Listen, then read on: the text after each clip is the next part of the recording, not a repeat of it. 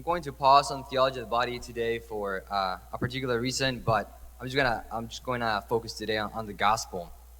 So Jesus today is talking about riches, our attachment to riches, and I really think that this is something that it's hard for us to accept that we're more attached to our material goods than we think that we are. Also, we can have this tendency to think, well, I'm not really rich, so this doesn't apply to me. But I was looking at some stats the other day of, kind of the wealth of somebody had this kind of middle class in the United States compared to like the wealth of the world. And like we're probably like if you live here in Pflugerville, you're probably in the top 10% of wealth of the whole world, right? So we're much more wealthy than we think we are, and we're much more attached to our money than we think.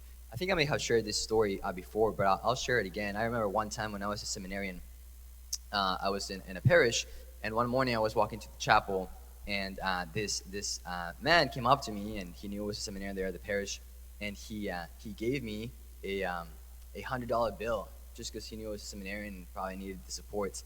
And I was so moved that he was giving me a $100 bill, and I was like, wow, like thank you, that's really generous. And then as I continued to walk to the chapel, this kind of inspiration from the Holy Spirit came to me as if God was inviting me, telling me, hey, why don't you give this $100 bill away?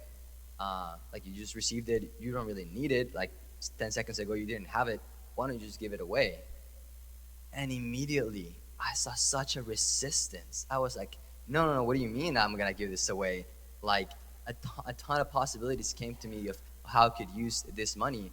And for me, as I was entering the chapel and praying, it was so telling for me that within a couple seconds of having received this $100 bill, I couldn't get rid of it. It was so hard. It required so much effort to just say, I didn't have this 10 seconds ago or now a minute or 2 minutes, and I can't get rid of it. And I had to almost like force myself, right?